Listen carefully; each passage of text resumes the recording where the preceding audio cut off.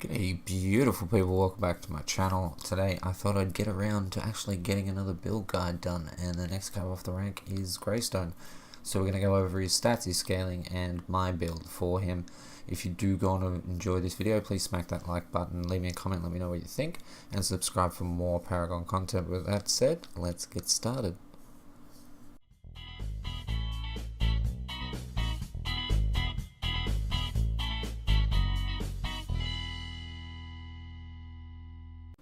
Alright, starting things off, let's take a look at his stats. He's got a 7 for basic attack, and a 3 for ability attack, a 9 for durability, which I think should just be an 11, and a 6 for mobility.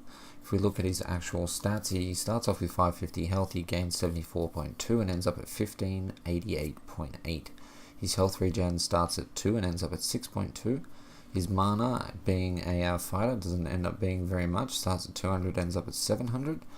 Same with his mana regen, starts at 0.7, ends up at 1.99. His armor, he has 14 basic attack armor, and he ends up at 31.5, and his ability armor, like everyone else, it ends up at 30.5. Okay, now we have his basic attack, which is called Noble Strike. It does 58 damage as a standard when you first start the game with no power added onto it. It gains 1.5 per level, it has a cooldown of 1.2, and the power scaling is 0.7, so like usual that means that if you put 100 power on, you gain 70 damage to your basic attack. Alright, moving on to his abilities, and first up we have Stoic. Greystone stands strong, increasing his basic attack, armor, and health with each level of Stoic.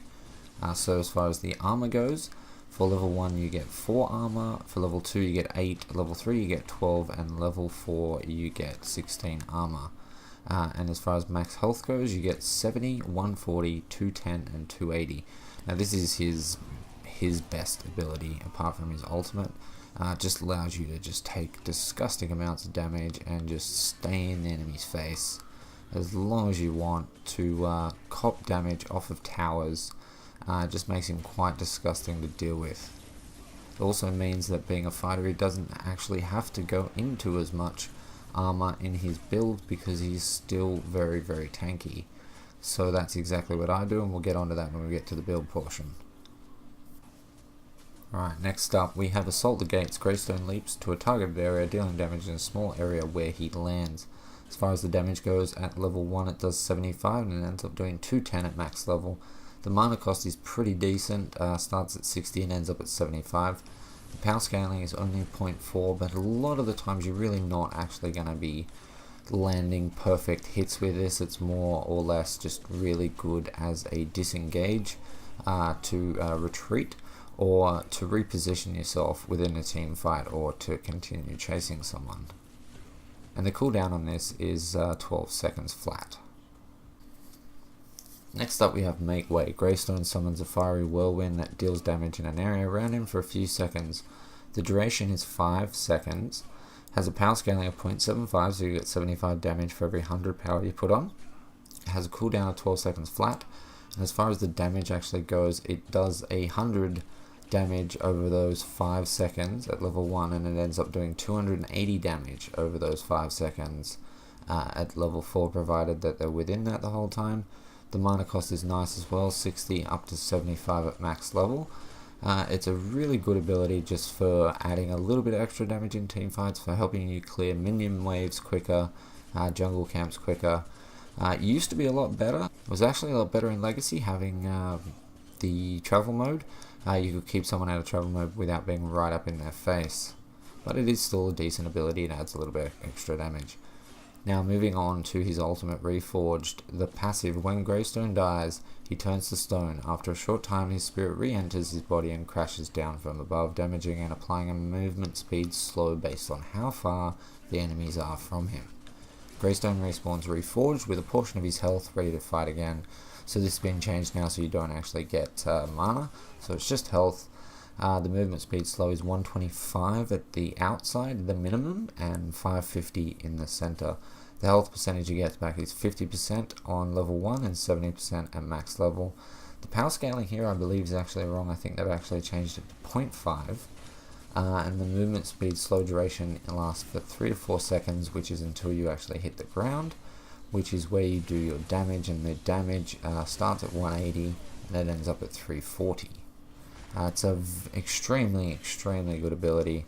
It is what sets him apart from everybody else. You do have to be a little bit smarter now that you don't have any mana coming back, making sure you have enough for using your Assault the Gates to get away if you have to. Otherwise, just keep swinging.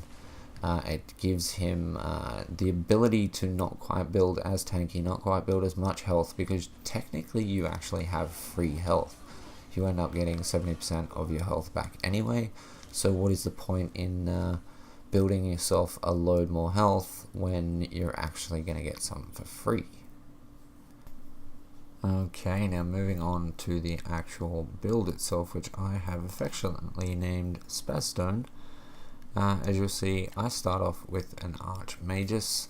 The reason for that is that a lot of the times when I actually jump onto a tower and I have OP buff, I'm chasing people down and getting in the middle of team fights, so I like the minions to be able to do a little bit extra damage.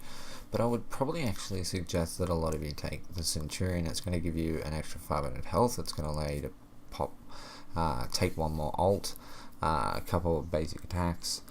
It's probably going to be pretty handy, but like I said, I like to go for the Archmagus. I like the extra damage. I like to just punish people and let my minions do more damage to the towers.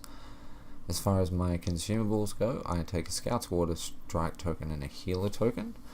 I will just get rid of the fluff out of here so you can just see the actual build itself first.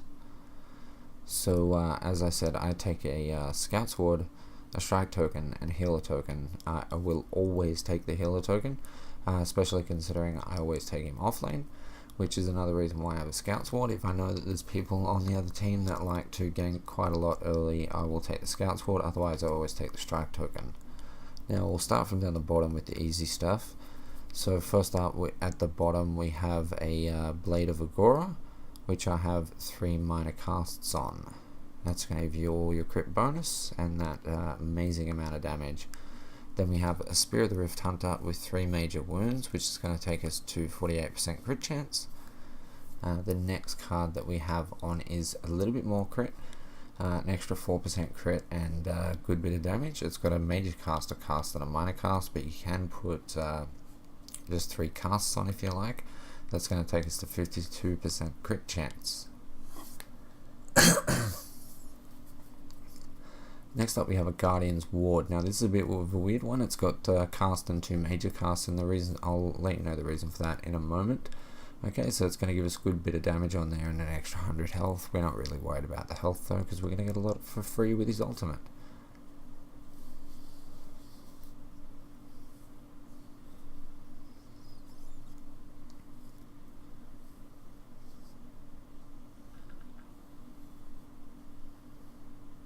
Okay, so next up we have the Brand of the Iron Eater.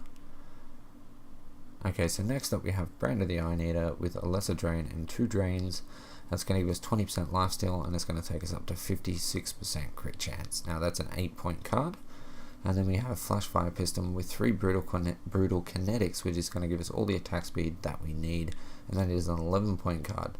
Now normally I always have 3 12s, 2 9s, and a 6-point card. Because I have an 8 and an 11, that is why I put the extra damage onto the Guardian's Ward, because I don't need to worry about that fully upgraded bonus. As far as early game cards go, I really like to take a Silver Spear with 2 minor casts and a lesser heal. You can though, instead of doing that, put an extra Madstone gem on. I'll put 2 Madstone gems on with 3 minor casts or minor strikes on them. Nice 5-point cards, gives you a good little bit of a power spike early on. But that is the build, guys. If you found this video or this build useful in any way, shape or form, please hit that like button, leave me a comment and let me know what you think, and subscribe for more Paragon content if you haven't already. But with that all said, guys, as per usual, thank you so much for watching. I love your face, and I'll catch you in the next one. Peace.